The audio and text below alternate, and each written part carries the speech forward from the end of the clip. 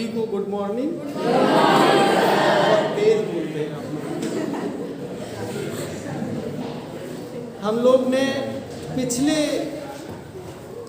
बहुत सारे टर्म्स में सिंपल हार्मोनिक मोशन को पढ़ा है। अब मैं वो सारी बातें बार बार रिपीट नहीं करूँगा, जितना आपके लिए ज़रूरी था उतना मैंने पढ़ा दिया। प्रॉब्लम ज़रूर नहीं कराने का मौका मिला है, लेकिन मैं समझता हूँ कि मैं इस ढंग से पढ़ाता हूँ कि आप स्वयं भी प्रॉब्लम कर सकते हैं। बीच बीच में हम आपको हिंट करते रहते हैं। आज जो टॉपिक सिलेबस में मेंशन है वो ये है, composition of simple harmonic motions, और साथ में लिसाजियस फिगर्स। बहुत इंपॉर्टेंट टॉपिक है। इस पर बेस्ड ऑब्जेक्टिव जो पेपर आता है यूनिवर्सिटी एग्जाम में, इसमें क्वेश्चंस मिलते हैं करने को। मैं उसके पहले superposition of simple harmonic motions, actually हम लोग ये वेव्स में भी सुपरपोजिशन ऑफ वेव्स पढ़ेंगे, क्योंकि वेव्स भी आएगा। कुछ तो आपने सुपरपोजिशन पहले भी पढ़ रखा, जैसे आपने पढ़ा इंटरफेरेंस, साउंड में भी पढ़ा, और शायद लाइट में पढ़ा कि नहीं पढ़ा मुझे याद नहीं, पढ़ा। तो इंटरफेरेंस को समझाने के लिए सुपरपोजिशन समझना जरूरी होता है। एक आपने बीट्स भी पढ़ा होगा। दो लगभग समान, मतलब थोड़ा ही सा डिफरेंस है। दो सिंपल हार्मोनिक मोशन होते हैं, या दो वेव्स इमिट होती हैं, दो ट्यूनिंग फॉर्क से होती हैं, या किसी और सोर्स से होती हैं। तो जो डिफरेंस इन फ्रीक्वेंसी होता है उसमें मैक्सिमा और मिनिमा टाइम के साथ साथ सुनाई देते हैं, वो बीट्स पढ़ा। बीट्स का क्वेश्चन तो अब भी आ सकता है आपके उसमें। तो बीट्स जो आपने 11th-12th में पढ़ा है, तो उसकी छोटी सी प्रॉब्लम केवल देख लो। इंटरफेरेंस आपने पढ़ा ही है, तो आपने ये भी पढ़ा होगा कि दो वेव्स सेम डायरेक्शन में या नियरली सेम डायरेक्शन में मूव करती हैं एक साथ, तो वो सुपर इम्पोज होती हैं, उनमें आध्यारोपण होता है। हिंदी में क्या कहते हैं? आध्यारोपण। अंग्रेजी में कहते हैं सुपरपोजिशन। तो जो प्रिंसिपल ऑफ सुपरपोजिशन है, प्रिंसिपल ऑफ सुपरपोजिशन, ये लिखने में या देखने में बहुत छोटी सी बात है, लेकिन बहुत इंपॉर्टेंट है ये फिजिक्स में, सुपरपोजिशन। एक्चुअली जो डिस्प्लेसमेंट्स हैं इंडिविजुअल वेव्स की वजह से, दो वेव्स कम से कम तो लोगे, सपोज करते हैं किसी पर्टिकुलर इंस्टेंट पे, किसी पर्टिकुलर पॉइंट पे एक वेव की वजह से या एक सिंपल हार्मोनिक ऑसिलेटर की वजह से डिस्प्लेसमेंट x1 है, दूसरे की वजह से x2 है। तो दोनों का जो रिजल्टेंट होता है वो वेक्टर सम किया जाता है। यही प्रिंसिपल ऑफ सुपरपोजिशन है, x = x1 + x2। ये हमेशा ध्यान में रखिए कि उनके जो डिस्प्लेसमेंट्स हैं, वेक्टर जो जिस तरीके से ऐड किया जाता है उसी ढंग से ऐड करना होता है। सेम डायरेक्शन में है तो जुड़ जाएंगे, परपेंडिकुलर हैं तो x = √x1² + x2² हो जाएगा। अपोजिट फेज में है तो उनके डिफरेंस हो जाएगा। किसी एंगल थीटा से है तो x = √x1² + x2² + 2x1 x2। बस ठीक है, समझ गए ना? तो ये वेक्टर का जो रूल है वही प्रिंसिपल ऑफ सुपरपोजिशन में अप्लाई होता है, और ये हमेशा याद रखना है, x = x1 + x2। x1 x2 क्या है? दो इंडिविजुअल हार्मोनिक ऑसिलेटर्स के डिस्प्लेसमेंट्स, और अगर वेव्स हैं तो उनके displacement from the mean position. Actually waves में भी होता क्या है? वेव तो एक डिस्टर्बेंस है जो कि एक सोर्स से स्पेस में ऑल अराउंड ट्रेवल करता है, मूव करता है, और उसमें जो पार्टिकल्स होते हैं मीडियम के वो वाइब्रेट करते हैं टू एंड फ्रो। अगर in the direction of propagation of wave होता है तो वो लॉन्गिट्यूडनल वेव कहलाती है, और अगर उसके परपेंडिकुलर डायरेक्शन में मीडियम के पार्टिकल्स ऑसिलेट करते हैं तो ट्रांसवर्स वेव्स कहलाती है। कोई बहुत वक्त नहीं है, बिना सिंपल हार्मोनिक मोशन के आप वेव्स पढ़ ही नहीं सकते। इसलिए सिंपल हार्मोनिक मोशन बहुत ही इम्पोर्टेंट एक तरीके से घटना है या वो नियम है नेचर द्वारा गिफ्ट किया हुआ, जिससे हम नेचर को समझ सकते हैं। नेचर माने फिजिक्स। तो ये प्रिंसिपल ऑफ सुपरपोजिशन आपने समझ लिया है। मैं आपको ज़्यादा इसलिए नहीं पढ़ाऊँगा कि ये बहुत ज़्यादा वहाँ पे एग्ज़ाम के पॉइंट ऑफ व्यू से इम्पोर्टेंट सीधे सीधे नहीं। हाँ, ये ज़रूर है कि एक सम जरूर कभी कभी पूछ दिया जाता है कि दो एम्पलीट्यूड्स हैं, A1 है और A2, जैसे हमने इसमें कहा। इनके रिजल्टेंट निकालने का जरूर एक फॉर्मूला होता है, आपने पढ़ा होगा। Resultant amplitude equal to A1 square plus A2 square plus A1 और इस तरीके से होता है, आपने पढ़ा होगा। तो ये आप अपना रिवाइज कर लीजिए, बुक से अपने आप रीड कर लीजिए, क्योंकि जो हम पढ़ाने जा रहे हैं वो पहले आपने नहीं पढ़ा। जो पढ़ा है वो अपने आप स्वतः पढ़ लीजिएगा, ठीक है। तो हम लोग सीधे सीधे जो सिलेबस में डायरेक्टली है, composition of two simple harmonic motions, ये हम लोग करेंगे। और सारे डेरिवेशन हम नहीं करेंगे, और बल्कि two simple harmonic motions to rectangular भी लिखेंगे हम इसमें। रेक्टेंगुलर यही है आपके सिलेबस में। रेक्टेंगुलर का मतलब रेक्टेंगल माने आयत होता है, उसमें दो भुजाएं होती हैं, एक लंबाई और चौड़ाई डिफरेंट होती है। एक अगर सिंपल हार्मोनिक ऑसिलेटर इस डायरेक्शन में ऑसिलेट कर रहा है तो दूसरा इस डायरेक्शन में। दो परपेंडिकुलर डायरेक्शन में अगर मतलब मोशन हो रहे हैं, सिंपल हार्मोनिक मोशन हो रहे हैं, तो वो रेक्टेंगुलर सिंपल हार्मोनिक मोशंस कहलाएंगे। अगर एक की equation x equal to a sin omega t plus phi है, हम फ्रीक्वेंसी दोनों की सेम नहीं लेते हैं। और सिंपलिसिटी के लिए जरूरी नहीं है कि उसका, क्योंकि a लंबाई है तो b चौड़ाई है, हमने लंबाई चौड़ाई क्या मान ली, उनके एम्पलीट्यूड्स रेक्टेंगल के। तो अब आप देखिए कि दूसरी वाली है y equal to b cos omega, ठीक है। नहीं, y तो हमने ले लिया है, sin ओमेगा t लिखते हैं, इनिशियल फेज वही ले लेते हैं। दोनों की एंगुलर फ्रीक्वेंसी समान है, ऐसे लेते हैं, ताकि ओमेगा 1 ओमेगा 2 डिफरेंट ले लोगे तो उसको सॉल्व करना, उसकी इक्वेशन बनाना बहुत डिफिकल्ट होगा। अगर हम इन इक्वेशंस को सॉल्व करना चाहें तो कैसे करेंगे, कोई बताएगा? बहुत आसान है। इस वाली जो इक्वेशन है 2 वाले से आप y upon b equal to क्या होगा, साइन ओमेगा t। ये बात ध्यान रखिए, हमने पॉलिसी थोड़ी सी ऑब्जेक्टिव पॉइंट ऑफ व्यू से बनाई हुई है ना। डेरिवेशन वहाँ करने को आएगा नहीं, हो सकता हम पूरा डेरिवेशन ना भी करें, जरूरी नहीं है, लेकिन आइडिया देना जरूरी होता है। बिना फिजिक्स जाने कब तक आप कितना रट लोगे, है ना। तो y upon b equal to sine omega t, और अगर हम कॉस ओमेगा टी निकालना चाहें तो क्या निकलेगा, under root 1 minus sine square omega t, और sine omega t y minus b है, तो y square upon b square. हमें सॉल्व करने से मतलब है।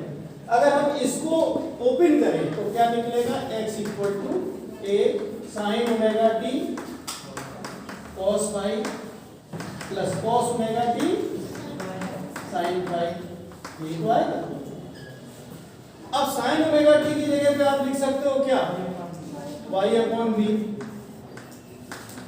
और कॉस फाई। इसी तरीके से कॉस ओमेगा टी की जगह पे under root of 1 minus y square upon b square into sine phi, यही तो होगा। ये x लिखा होगा, ठीक है ना, सॉरी साइन फाई। अब हम सॉल्व नहीं करेंगे, सीधे से जो बुक में हमारे मतलब का यूज वाला है, जो हमें आना है एग्ज़ाम में, उतना भर हम करके आपको दिखाते हैं। क्योंकि बहुत सारी चीज़ें बतानी हैं, एक ही पीरियड में मुझे कंप्लीट करना है, ऐसा मैंने सोचा है। तो इसमें जो है इसको जब हम सॉल्व करेंगे, सिंपल फॉर्म में लाएंगे, तो इसका जो फाइनल जो मतलब इधर उधर करने के बाद जो आएगी इक्वेशन पहली दूसरी आपने देख ली। हमने क्या कंसीडर किया था, दो सिंपल हार्मोनिक मोशन थी।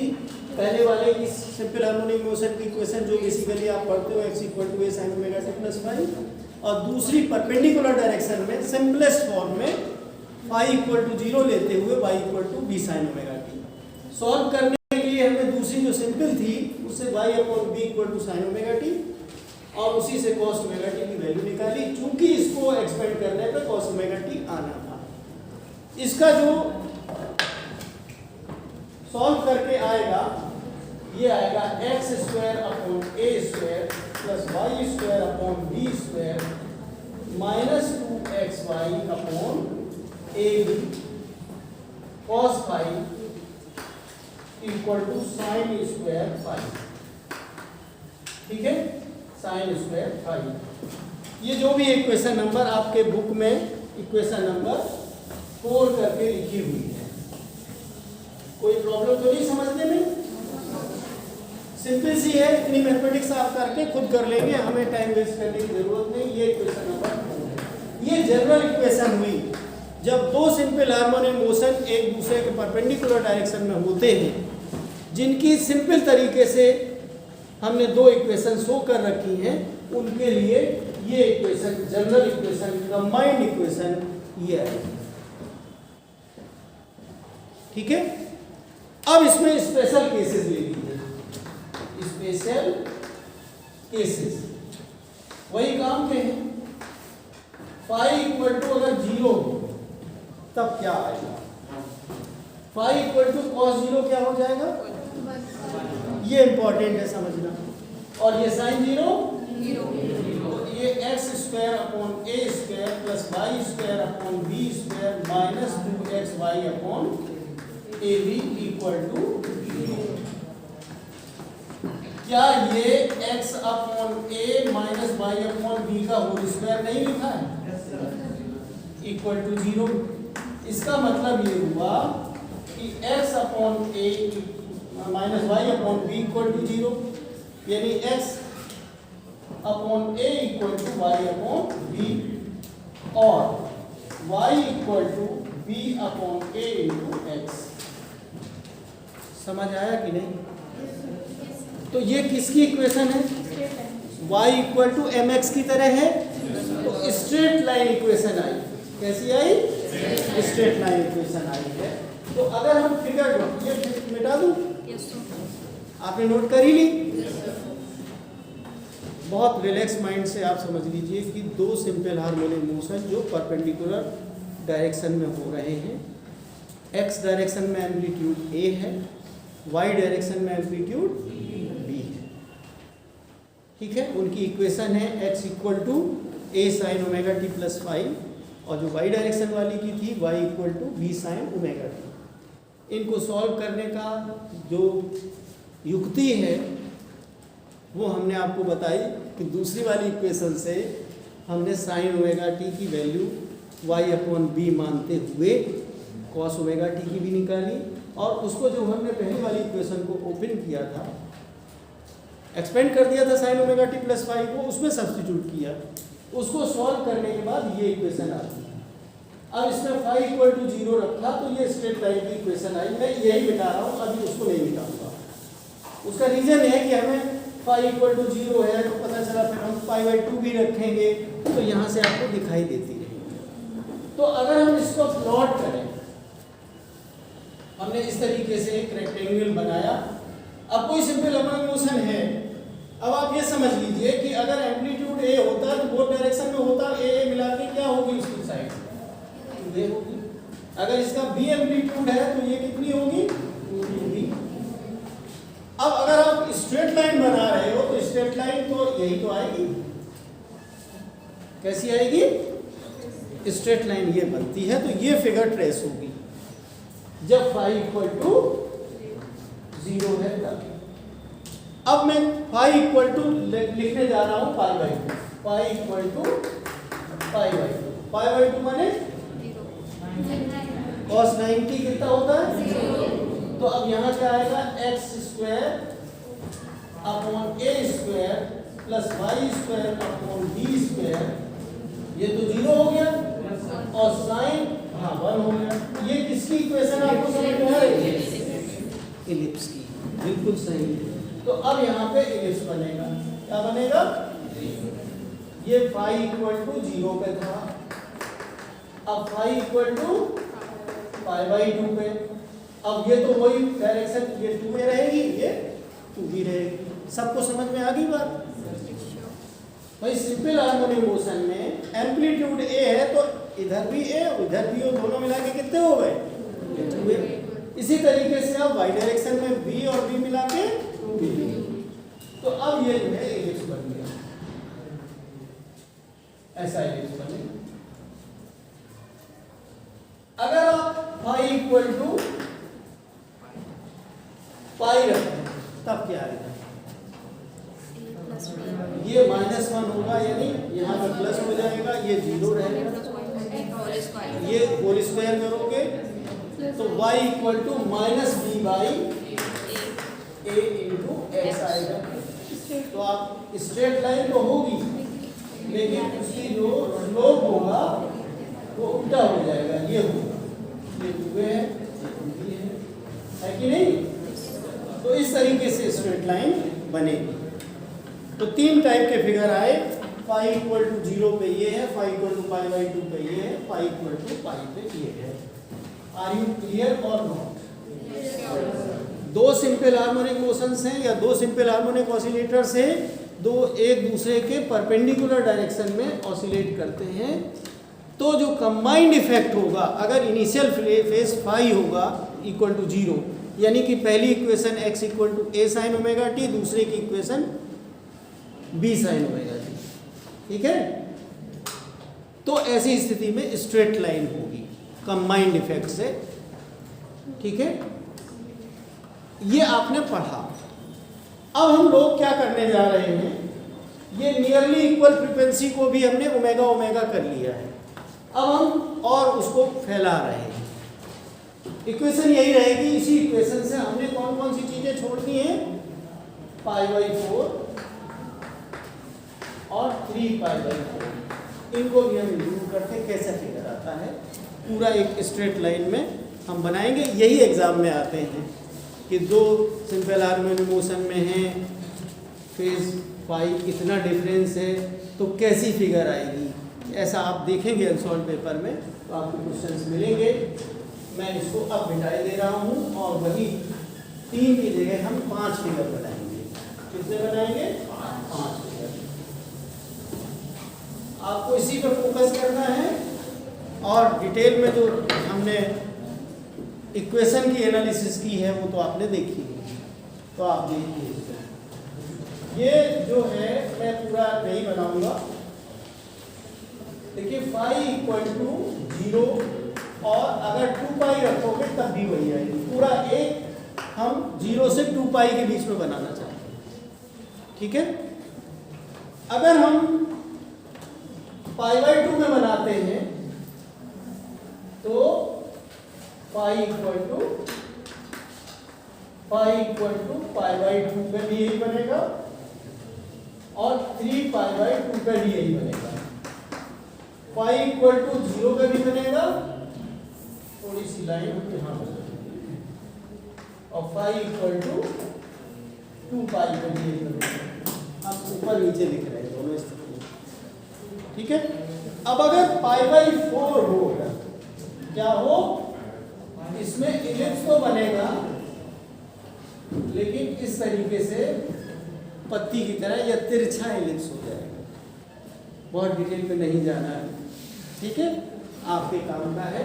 पाई इक्वल टू पाई बाई 4 पे भी होगा और pi equal to 7 pi by 4 पे भी। अब ऐसा ही बनेगा लेकिन उल्टा होने लगेगा। अब ये जो है 3 पाई बाई 4 पे बनाते हैं और यहाँ पे 5 पाई बाई 4, दो एक साथ देते हैं, तो ये बनेगा तो, लेकिन ऐसे बनेगा। ठीक है, ठीक। और जब हम पाई लेंगे और 2 पाई लेंगे, ये वाली लाइन बनेगी, पाई इक्वल टू पाई पे आपने बनाई थी, और आप 2 पाई पे भी बना सकते हो। बस पाई तो हो ही गया, 7 पाई बाई 4 हो ही गया, 0 पाई by 4 pi by 2 3 pi by 4 pi 5 pi by 4 3 pi by 4 2 यानी 6 पाई बाई 4 हो गया। इसको आप स्क्रम में चलेंगे तो ये 6 पाई बाई 4 हो गया। मतलब यहाँ से आप सीधे 5 पाई by 4 6 pi by 4 7 pi by 4 उसके बाद 8 पाई बाई 4 हो गया 2। इस तरीके से आप इन स्थितियों में आप अपने हिसाब को एडजस्ट करके रख भी सकते हो कि जब 2 सिंपल हार्मोनिक मोशन एक साथ परपेंडिकुलर डायरेक्शन में होती हैं। अब ये सोचोगे कि ये काल्पनिक बना दिए गए क्या? काल्पनिक नहीं है। आप अगर 2 ट्यूनिंग फॉर्क ले लीजिए या कोई 2 ऑसिलेटर ले लीजिए और आप इनको परपेंडिकुलर डायरेक्शन में, एक इस डायरेक्शन में और एक इस डायरेक्शन में, इनको सामने सामने करिए। तो लोगों ने इसका कैसे किया, एक ऑप्टिकल मेथड से स्क्रीन लगाई तो उसकी जो छाया बनती है स्क्रीन पे, यहाँ पे वाइब्रेशन जुड़े तो इसके पीछे से हमने कहीं से लाइट डाली, लैंप लगा के, तो यहाँ पे स्क्रीन पे ये जो फिगर्स थियोरिटिकली आप देख रहे हो उसकी छाया की बनती हुई दिखाई दे रही है। और अच्छे से देखना है तो 2 जो है, आपने CRO का नाम सुना होगा, कैथोड रे ऑसिलोस्कोप। उसमें इलेक्ट्रिकल ऑसिलेशन कराने के लिए हमने उसमें एक्स और वाई प्लेट होती है, तो एक्स प्लेट पे हमने फ्रीक्वेंसी दे दी और एम्पलीट्यूड कुछ रखा, वाई प्लेट पे हमने दूसरा एम्पलीट्यूड रखा, और हमने एक ऑसिलेटर से, ऑसिलेटर क्या होता है, वो डिवाइस जो कि अब डिजायर्ड फ्रीक्वेंसीज की AC सिग्नल देता है। जैसे कि ये हमारा AC सिग्नल 50 हर्ट्ज का आता है, और जो ऑसिलेटर डिवाइस होती है उसमें 20 हर्ट्ज का भी ले लीजिए, 50 हर्ट्ज का भी ले लीजिए, 100 हर्ट्ज का भी, 1 किलो हर्ट्ज का भी, 20 किलो हर्ट्ज का, वगैरह वगैरह। तो हमने 2 एक दूसरे की डबल फ्रीक्वेंसी वाले 2 सिग्नल एक्स और वाई प्लेट पे लगा दिए। तो आप जो फिगर्स आप देख रहे हो थ्योरी में, जो आपने पढ़ा है, मतलब आपने इक्वेशन बना के सॉल्व किया और इक्वेशन से दिखाई दे रहा है कि स्ट्रेट लाइन आ रही है या एलिप्स आ रहा है या ऑब्लिक एलिप्स आ रहा है और किस डायरेक्शन में आना चाहिए स्लोप के हिसाब से, आप CRO पे देख भी सकते हैं, या ट्यूनिंग फॉर्क वगैरह या जो भी आपका ऑसिलेटर है उसकी छाया को आप स्क्रीन पे देख सकते हो। बुक में लिखा हुआ है एक्सपेरिमेंट के रूप में, लेकिन पीछे लिखा हुआ है, आप मतलब सेंटेंस पढ़ना चाहो तो अपने आप पढ़ के अगर इंटरेस्ट आता है तो आप उसका मज़ा ले सकते हो, है ना। क्योंकि फिजिक्स जब प्रैक्टिकली समझ में आती है तभी उसमें आनंद आता है ना। कि आपने तो सब ये बना दिया कि ये होती है x sin और 1 ठीक बन गई, हमने रट भी लिया, ऐसा फिगर बनता भी है कि सिर्फ काल्पनिक माने थ्योरी के हिसाब से बोल दिया जाता है, ठीक है। वास्तव में ऐसा होता है 2 सिंपल हार्मोनिक मोशन के कंपोजिशन में। अब मैं एक दूसरी चीज पे आता हूँ, ठीक है। ये एक्चुअली लिसाजियस साइंटिस्ट ने करे थे, इसलिए इनको लिसाजियस फिगर्स भी कहा जाता है। अब एक सबसे ज़्यादा इंटरेस्टिंग है, उसका क्वेश्चन जरूर आता है। हम दूसरा केस लेते हैं, उसमें जो है फ्रीक्वेंसी हम एक दूसरे की डबल लेते हैं। Composition of 2 simple harmonic motions of frequencies, ऊपर वाला वही बनाना है, मैं दोबारा नहीं लिख रहा हूं, ऑफ फ्रीक्वेंसीज 2 लिए जाएंगे इन द रेशियो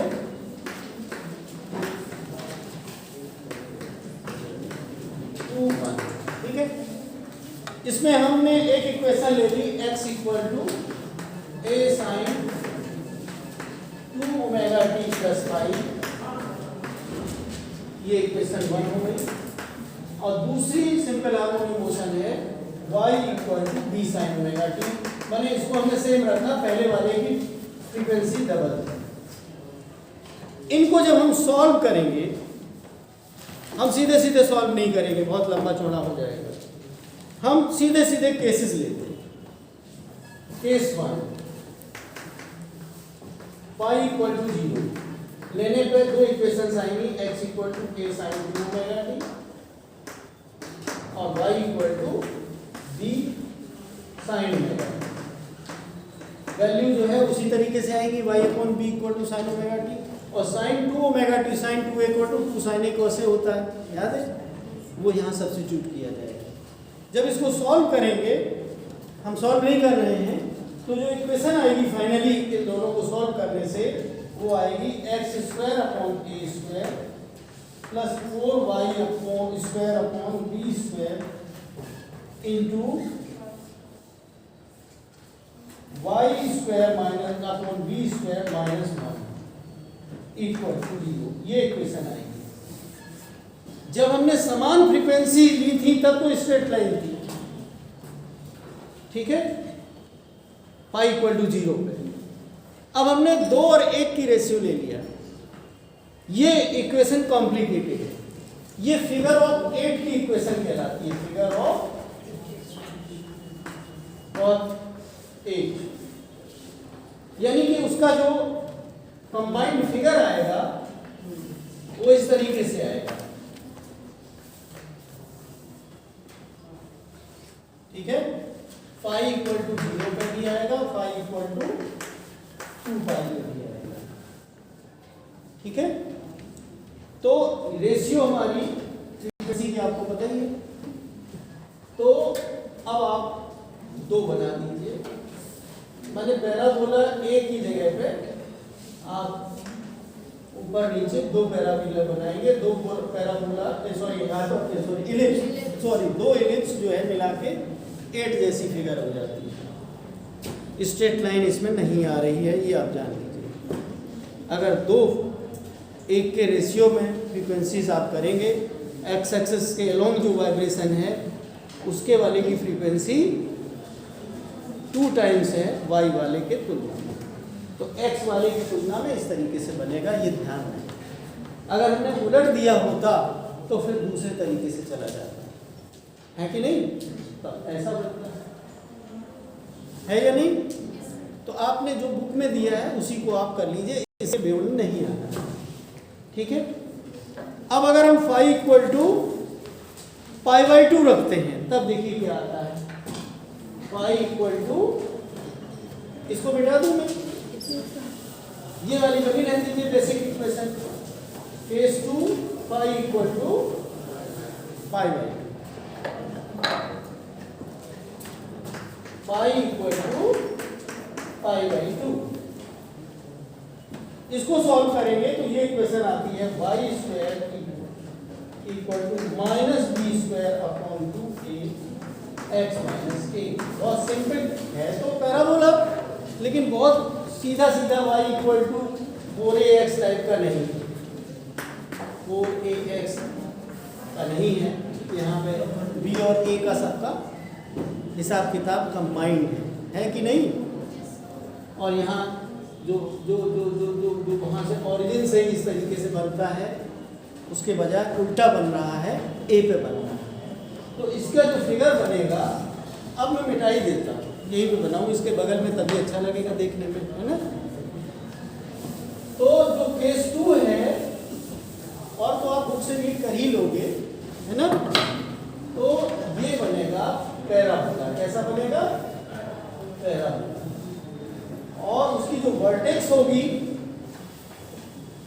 वो कहाँ पे होगा, x इक्वल टू ए पे, क्योंकि हम सेंटर यहाँ से मान के चलते हैं, x इक्वल टू ए, ये x इक्वल टू माइनस ए।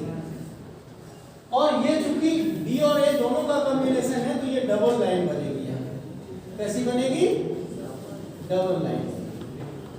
इस तरीके का पैराबोला होगा। कब होगा,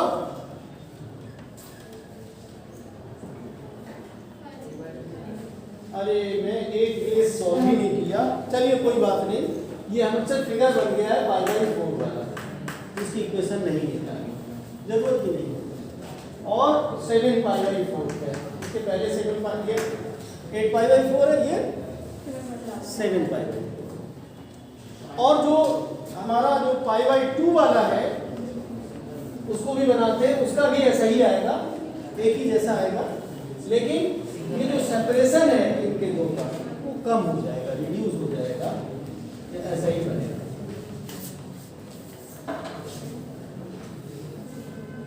ठीक है, बहुत पास बने, लगभग निकले हुए नहीं है। मोटाई इसकी कम है, ये वाली, ये ध्यान रखिएगा। phi = π/2 और phi = 6π/4 कहिए या 3π/2 कहिए, दोनों की स्थितियों में हमने लिख दिया। नेक्स्ट वाला आता है जो फिगर हमने समान फ्रीक्वेंसी में बनाए थे जिन फेज पे, वही हम इसमें 2:1 में बना रहे हैं।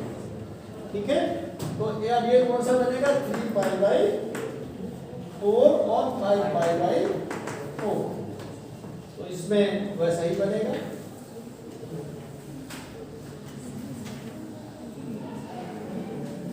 ओके, और नेक्स्ट वाले में क्या बनेगा, गैस करिए, क्यों, figure of 8, 2 ellipse, figure of 8। ये किस स्थिति में है, पाई इक्वल टू पाई। आप 0 से चले थे लौटते हुए 2 पाई तक, पूरा एक साइकिल हमने कंप्लीट किया है। 2:1 में क्या बनता है, ये सब आपके सामने है।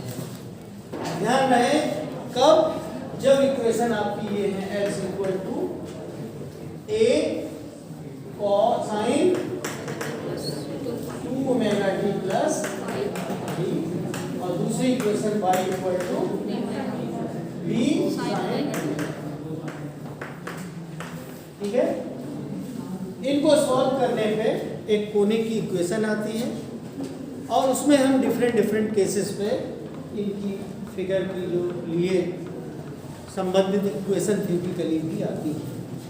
फिर इन्होंने लिसाजेस फिगर शुरू में नहीं बोला था, बाद में इन्होंने बोला है क्या है, when A particle oscillates simultaneously under the action of 2 simple harmonic vibration motions. एक पार्टिकल जो कि दोनों साइड से रिस्टोरिंग फोर्स महसूस कर रहा है परपेंडिकुलर डायरेक्शन में, at right angles to each other, the curve traced by resultant motion, दोनों की मिला के जो रिजल्टेंट मोशन बनती है उससे जो कर्व ट्रेस होता है of the particle is called Lissajous figure, after the name of जो भी साइंटिस्ट थे J.A. Lissajous, who made an extensive study of such motions. उन्होंने इस ऐसी मोशन पे स्टडी किया था। The shape of the curve depends upon the amplitude frequencies, हालांकि सिर्फ कुछ ही खास केसेस लिए हैं, नियरली सेम फ्रीक्वेंसी वाले और 2:1, और दूसरे भी एनालाइज किए जा सकते थे, लेकिन आपके जो सिलेबस में हैं हमने वही डिस्कस किए। अननेसेसरी एक्स्ट्रा क्वांटिटी क्यों बढ़ाई जाए कि क्वालिटी जो भी आप जानना चाहते हो उसकी अच्छी ना रहे। तो एम्पलीट्यूड्स पे, फ्रीक्वेंसीज पे, फेज डिफरेंस पे of the composition component vibrations. We have seen that if the frequencies of 2 SCM simple harmonic motions at right angles are equal, the Lissajous figures in general is an ellipse and has a definite shape for a particular phase difference. आपने 1:1 में भी बनाए, वो भी Lissajous figure थे, और 2:1 में भी बनाए। हाँ, अगर इसमें एक चीज़ मैं और कहना चाहता हूँ, एक चीज़ बीच में कहना भूल गए, अगर हमारा A = B हो जाए, भाई हम यहाँ भी A की जगह पे B की जगह A ले लें, दोनों एम्पलीट्यूड समान हो जाए, तब क्या होगा, तब वो इलिप्स की जगह पे क्या हो जाएगा, पहले वाली फिगर सर्किल हो जाएगा। और ये दो अलग अलग जो हमने यहाँ 2A 2B लिख रखा था, इसको हमने 2B लिखा था, इसको 2A लिखा था तो सब 2A 2A हो जाएगी। रेक्टेंगल की जगह पे क्या बनेगा? स्क्वायर। इलिप्स की जगह पे क्या बनेगा? सर्कल बनेगा। ये डिस्कशन में है, ये ध्यान रहे। तो इन्होंने कहा when two frequencies A1 equal to A2 यानी A इक्वल टू B हो जाए, it is a circle. When two frequencies of component perpendicular vibrations are in the ratio 2:1 the Lissajous figures are relatively complex। कैसे हो जाते हैं? Complex. It has the shape of figure 8 और phi equal to 0 और pi and that of parabola और pi equal to, यानी या तो पैराबोला बनता है या फिर फिगर ऑफ 8 बनता है। If the component frequencies are in complicated ratio the Lissajous figures are odd and complicated. अब ये डिमॉन्स्ट्रेशन के लिए देखिए, इसमें फिगर बना हुआ है, आपके पास बुक होगी तो you can see. 2 tuning fork लेके उसका लाइट डाल के स्क्रीन पे देख रहे हैं। उसके अलावा इन्होंने CRO वाली बात भी लिखी है। यूजेज आप देख लीजिए, इसमें अपने आप पढ़ लोगे कि प्रिंटिंग क्लॉथ इंडस्ट्री में जो करते हैं, डिफरेंट फ्रीक्वेंसी की बदल के डिफरेंट टाइप के उसके फिगर्स बनाए जाते हैं। इसके अलावा इन्होंने लिखा है